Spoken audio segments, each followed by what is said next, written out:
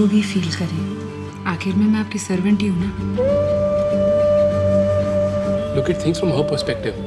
If you really like her, just let her be. Fuck, tell me how you feel.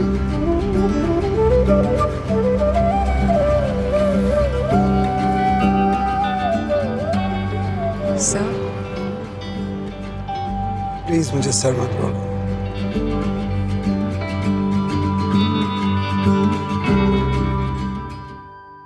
Ratna, pour moi, c'est un personnage qui n'est pas du tout victime, malgré sa classe sociale, malgré ses problèmes.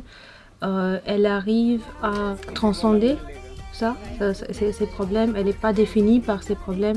C'est vraiment une femme dynamique, forte, mais très vulnérable en même temps. C'est vraiment une femme qui m'inspire.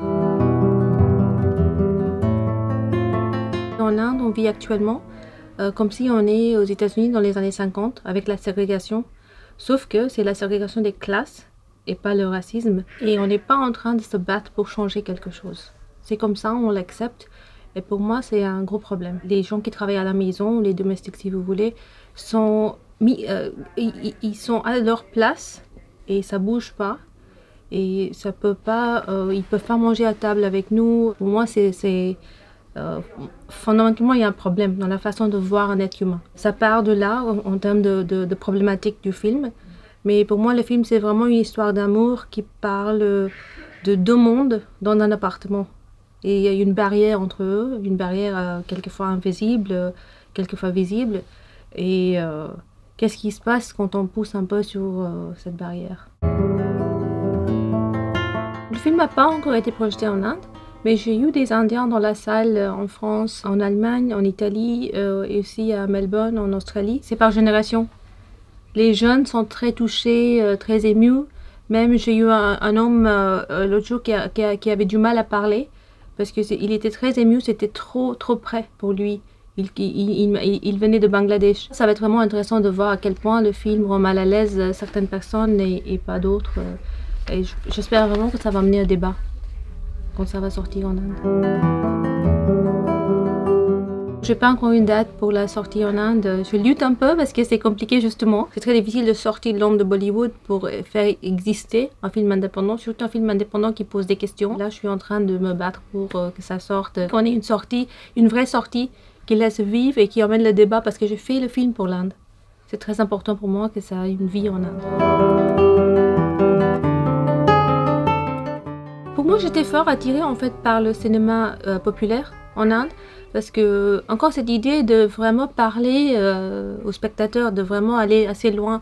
Au début, je me disais ça m'intéresse pas du tout de faire un film d'auteur que personne va voir. Même quand j'étais scénariste, parce que moi je voulais vraiment être engagée dans les sujets qui comptent pour moi. Au début, j'étais attirée par ça, par l'idée de changer quelque chose dans mon pays. Quand je suis rentrée des États-Unis, j'avais l'intention de travailler. Quand on est scénariste, on travaille pour un réalisateur ou une réalisatrice. Moi, je travaille que pour des réalisateurs. Donc, si j'avais un personnage, par exemple, d'une femme, j'ai essayé de changer un petit peu, la rendre plus intéressante. Une fois, j'avais un scénario, c'était marqué la copine bimbo. Et c'était tout. Et je dis, est-ce qu'on peut la définir un peu plus? Qu'est-ce que ça veut dire? Donc, j'essaie de pousser, essayer de la définir un peu plus, rendre plus intéressante les petites étapes comme ça.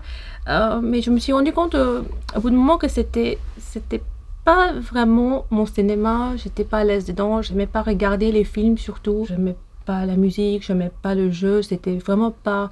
Et j'ai pas trouvé mon réalisateur ou ma réalisatrice avec qui je pouvais vraiment collaborer, vraiment me sentir bien. Et quand j'avais écrit un scénario que j'aimais beaucoup, je savais pas quoi faire avec. je tenais vraiment à mon scénario que j'avais écrit, c'était indépendant. Et du coup, j'ai commencé à dire, ok, bon, je vais peut-être faire mes propres films. Parce que je ne sais pas comment faire exister mon histoire.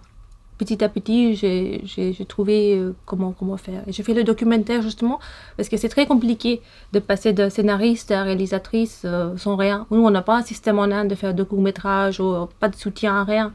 Donc on ne peut pas avoir le soutien pour faire un court-métrage parce que c'est de l'argent perdu. C'est considéré de l'argent perdu parce que personne ne va acheter ça plus tard.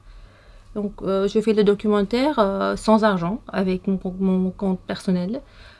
Pas d'argent, mon mari m'a aidé, on était souvent juste deux. Et c'est comme ça que je l'ai fait. Ça a eu sa petite vie qui était pas mal pour un film qui était fait comme ça avec rien. Ça m'a donné confiance d'aller plus loin, de vraiment... et j'ai commencé à écrire ce film après le documentaire. Je pense que les scénaristes et ceux qui ont fait le premier film ont toujours des scénarios prêts qu'ils n'ont pas pu faire avant. Mais j'aimerais pas aller en arrière. Je pense que j'aimerais commencer avec une page blanche. J'ai appris, je pense, beaucoup de choses et j'aimerais vraiment attendre, avoir un peu de recul avant de commencer à écrire le prochain film. Je veux pas aller sur le pilote automatique.